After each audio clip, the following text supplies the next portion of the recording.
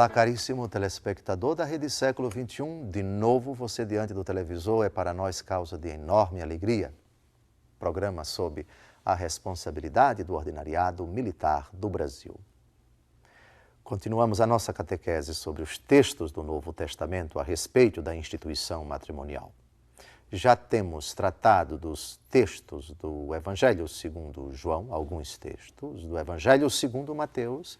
Agora entramos no Evangelho segundo Marcos. O que Jesus disse sobre o matrimônio no Evangelho segundo Marcos.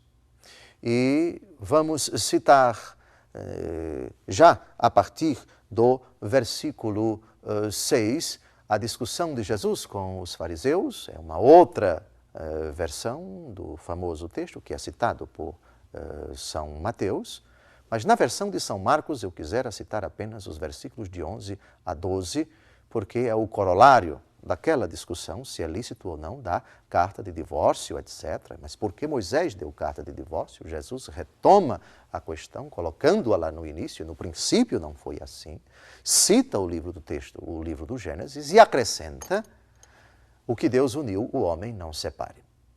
Na continuação desse diálogo, em Marcos 10, de 11 a 12, Jesus diz o seguinte: e ele disse-lhes: quem repudia sua mulher e se casa com outra, comete adultério contra a primeira. E se a mulher repudia o marido e se casa com outro, comete adultério. A nossa fé cristã católica professa que a instituição matrimonial tem dois elementos, duas propriedades essenciais: a unidade e a indissolubilidade. Pela unidade, os dois se tornam uma só carne, excluindo assim a bigamia, a poligamia, a biandria e a poliandria. Bigamia, um homem com duas mulheres. Poligamia, um homem com muitas mulheres. Biandria, uma mulher com dois homens. E poliandria, uma mulher com vários homens. A unidade, que é propriedade essencial do matrimônio, ela exclui essa possibilidade. E a segunda propriedade essencial, a indissolubilidade, exclui o divórcio. Lembrem-se, no princípio não foi assim, disse Jesus. E acrescentou: nesse Evangelho segundo Marcos e no Evangelho segundo Mateus, o que Deus uniu, o homem não separe.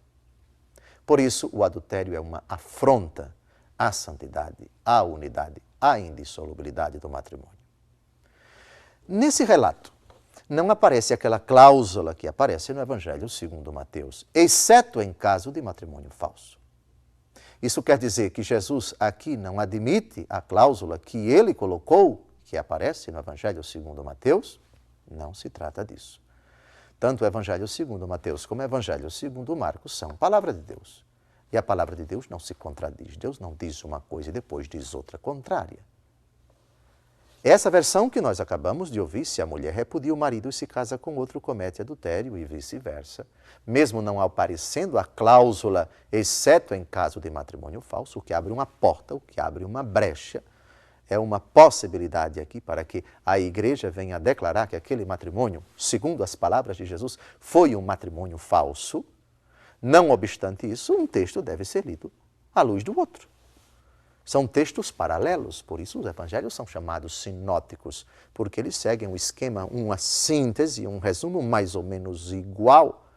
Muito daquilo que é citado em Mateus, é citado em Marcos, é citado em Lucas. E o texto que aparece em Marcos, se aparece em Lucas, temos que confrontar e ver quais são as diferenças, não as contradições, não as oposições.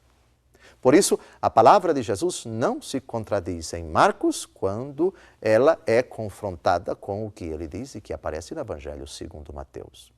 Desejo, portanto, que a leitura da Escritura leve todos a uma compreensão bem segura, bem serena, bem ampla, bem completa a respeito do que Jesus disse, do que Jesus pensou, do que Jesus ensinou acerca do matrimônio.